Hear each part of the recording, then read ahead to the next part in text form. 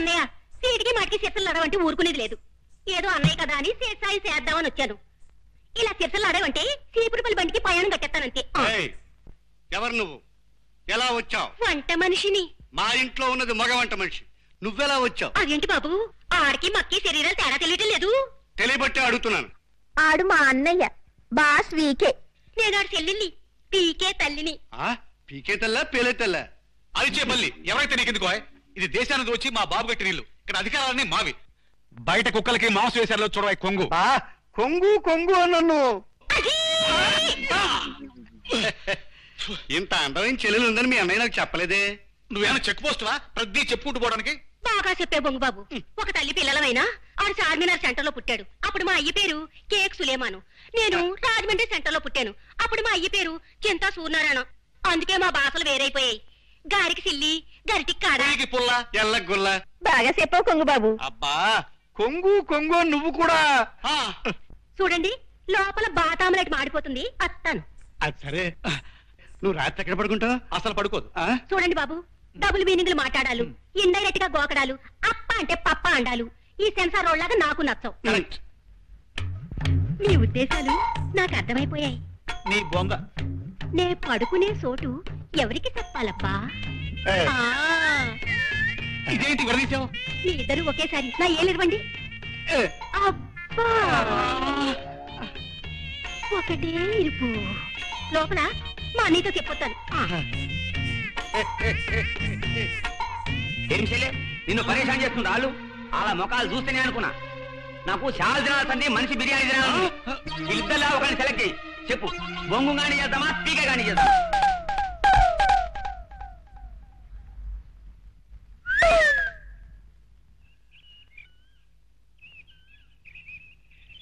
Excuse me, మీరల్లాడు అనంత స్వామి, తైలం కుబేర్నాథా, లేకపోతే ఇంకో వెంకట స్వామి? నాకు ఈ క్షణమే తేలాలి. Tell me. తెలుసుకోవాల్సిన అవసరం మీకేమిటి లాయర్ గారు? అది మీకు అనవసరం. చెప్పండి, లేకపోతే పోలీసుల చేత చెప్పించాల్సి వస్తుంది. చూడండి లాయర్ గారు, అసలు రూపం తెలుసుకోకుండా రంగులు మార్చుకోవటం మా జాతి లక్షణం. అర్థమయ్యేలా చెప్తే బాగుంటుంది. అల్లాడి అనంత స్వామి, తైలం కుబేర్నాథ్ రెండూ నేనే, కానీ ఆ రెండూ నేను కాదు. ఏమిటండి మీరు చెప్పేది? నేను సిఐడి ఆఫీసర్ ట్రిపుల్ ఎక్స్ ని.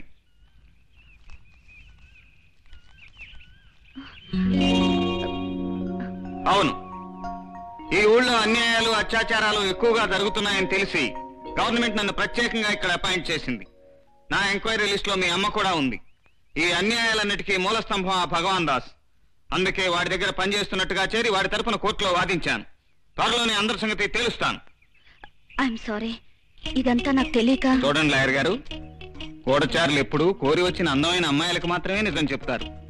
మీరు మాత్రం ఎవరి దగ్గర చెప్పకండి. నా కోడ్ నెంబర్ 07 సుజుకి. కూతురు గుండెల్లో కాపురం ఉంటున్నట్ట. ఈ లెక్కలో వాడు ఉభయపక్షాలకి ఉమ్మడిముగుడైపోయినా ఆశ్చర్యం లేదు. వాడు కాదు, నువ్వు గూండా అవుతావేమో నాకు అనుమానంగా ఉంది. కుటేశ్వరం నుంచి స్వామివారు ఫోన్ చేశారయ్యా.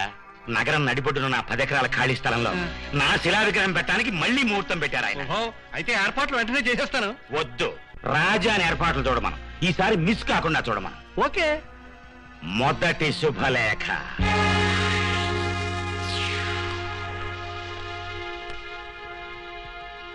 లక్ష్మి, ఏమిటి ఇంట్లోకి నక్కలొచ్చిన వాసన వస్తుంది? నమస్కారం భువనేశ్వరీ దేవి గారు. ఓహో, మీరా? లక్ష్మి, వాసన ఎక్కడి నుంచో అర్థమైంది. ఇక నువ్వు వెళ్ళు. ఏమిటి ఇలా వచ్చారు? సభకి ఆహ్వానిద్దామని లేడీ బాస్. ఏ సభకు? గతంలో నా శిలా విగ్రహం పెట్టబోతుంటే మీరు ఆపు చేయించారు కదా. అది ఎంత మంచిదైందో తెలుసా? అసలు ఆ విగ్రహానికి ఆయన పోలికలు లేవు. ఇప్పుడు ఆయనకి విగ్రహం పోలికలు వచ్చాయి. మీరు చాలా పొరపాటు చేశారు. ఇతని పోలికలు రావడం చాలా తేలిక. కానీ విగ్రహం మనిషి రూపాన్ని బట్టి కాదు, బుద్ధిని బట్టి ఉండాలి.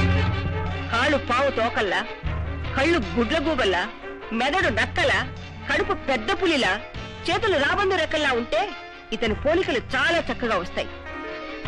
కానీ వాటి పోలికలు ఇతనికి పెట్టడానికి ఆ జంతువులు కూడా ఒప్పుకోవే. తప్పుతుందా? వస్తాను.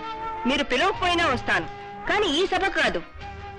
నువ్వు చచ్చాక నీ సంతాప సభకు తప్పకుండా వస్తాను. భువనేశ్వరీ దేవి, నిన్న క్లబ్ ని మళ్లీ ఓపెన్ చేయించాం. ఏం చేయగలిగారు? రేపు విగ్రహాన్ని ఆవిష్కరించుకోబోతున్నాం. ఏం చెయ్యగలరు? అడుగడుగునా విజయం నాదే చెప్పడానికే వచ్చాను. ఆ గూండా అండగా ఉన్నాడనేగా నీ ధైర్యం? నాకు గుండె బలం అండగా ఉంది, అది గుర్తుంచుకో. ఆ గుండా కేవలం మాకు కిరాయి గుండా, కానీ నీ కాబోయే అల్లుడు, అది గుర్తుంచుకో. నీ కూతురు కోర్టుల్లో కేసుల్లో వాదన చేస్తోంది, ఆ గుండాతో తోటల్లో దొడ్లల్లో ప్రేమ సాధన చేస్తోంది. అది ప్రస్తుతానికి నీ కూతురు బాస్ కదా. సమాజం గురించి తర్వాత ఆలోచిద్దు గాని ముందు నీ కూతురు గురించి ఆలోచించుకో. పాపం భువనేశ్వరి దేవి.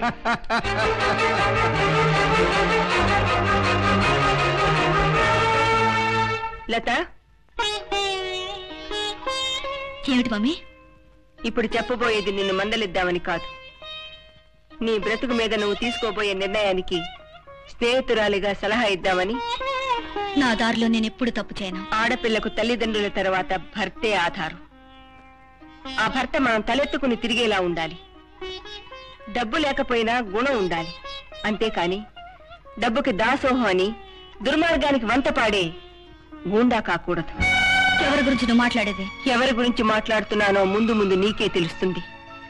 నేను చెప్పే మనిషి అలాంటి వాడు. బాగా ఆలోచించుకో. పెళ్ళనేది 1000 ఏళ్ల పంట.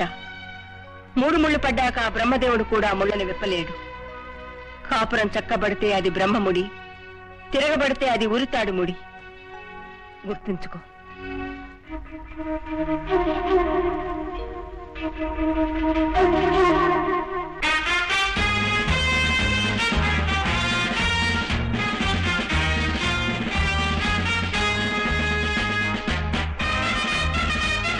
నమస్కారం.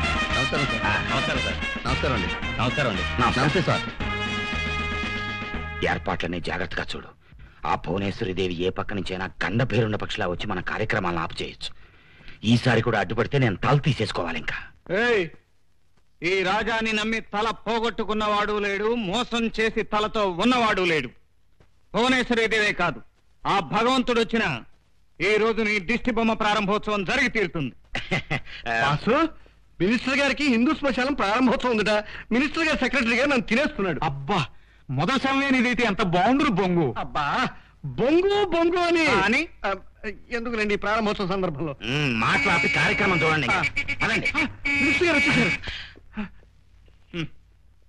మనిషి మనిషిలా బ్రతకటం చేత కాదు, వీళ్ళకి తోడు శిలా విగ్రహం ఒకటి. పిచ్చి ప్రజలు ఇది చూసైనా అర్థం చేసుకోరు. వీళ్ళు మనుషులు కారు, రాళ్ళు అని. తప్పు నాది కాదు, మీది.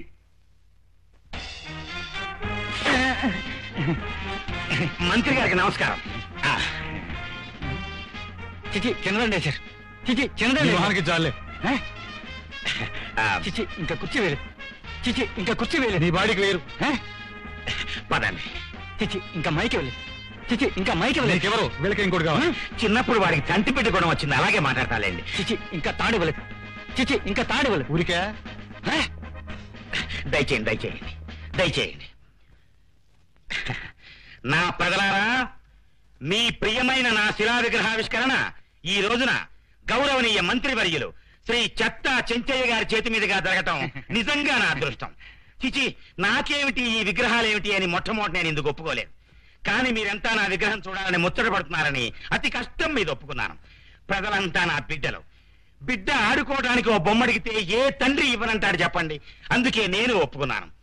ఇప్పుడు దాసు గారి శిలా విగ్రహాన్ని మంత్రివర్యులు చెత్తా చెంచయ్య గారు ఆవిష్కరిస్తారు. తాళ్ళాగండి సార్. చిచి బంగారు తాడు ఇవ్వలేదు. చిచి బంగారు తాడు ఇవ్వలేదు. నీకు ఈ తాడే వేస్ట్, లాగు. మెల్లిగా.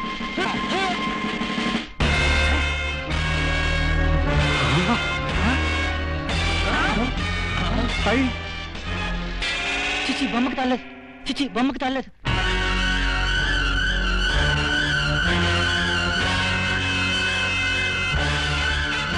దేవి చేయించిన పని. ఎవరికి ఏం కావాలో ఎవరేమిటో నాకు తెలుసు. ఆవిడకి కావాల్సింది నీ తల గాని నీ బొమ్మ తల కాదు. ఇంకా లాభం లేదు. దాని తల తగిన కాళ్ళ దగ్గర ఉండాలి. నీకెంత డబ్బు కావాలన్నా ఇస్తాను. భగవాన్ దాస్, నీతిని చంపుకుని బ్రతికే నీలాంటి వాళ్లకు ప్రాణం విలువ తెలియదు. నేను ప్రాణాలు తీయటానికి వ్యక్తిత్వాన్ని నమ్ముకునే మనిషిని కానని నీకు ఎన్నిసార్లు చెప్పాలి? చూడండి, మరోసారి నా దగ్గర హత్య మాట ఎత్తారో ఆ మొండి శిలా విగ్రహం ముందు మీ మొండాలుంటాయి. ఎవరి తల నరకాలో నాకు తెలిసిన రోజు తల నరకమని నాకెవరూ చెప్పనక్కర్లేదు.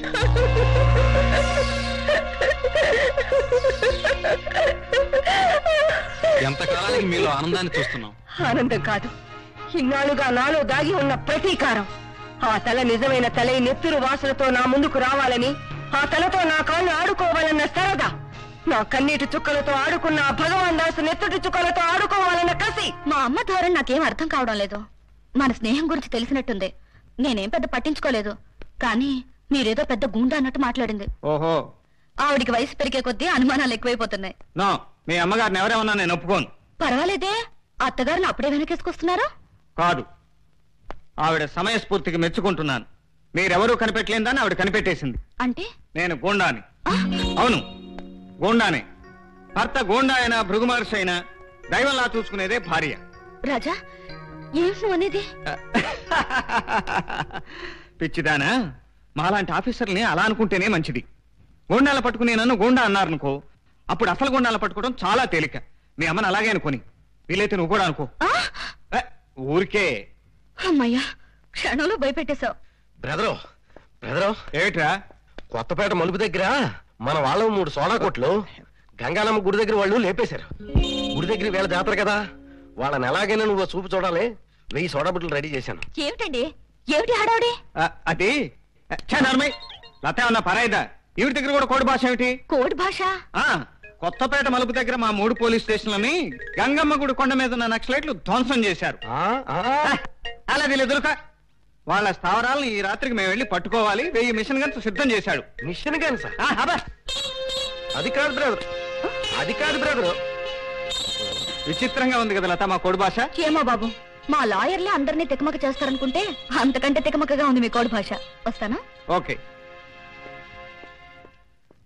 ఏంటి బ్రదర్ ఈ గొడవ? కాకపోతే ఎవరున్నారో చూడకుండా ఏమిటి పిచ్చివాడు? ఎంతకాలం రాస్తాం? ఆవిడ తెలుసుకోనంత వరకు. ఆ తర్వాత ఇంకా ఆలోచించలేదు.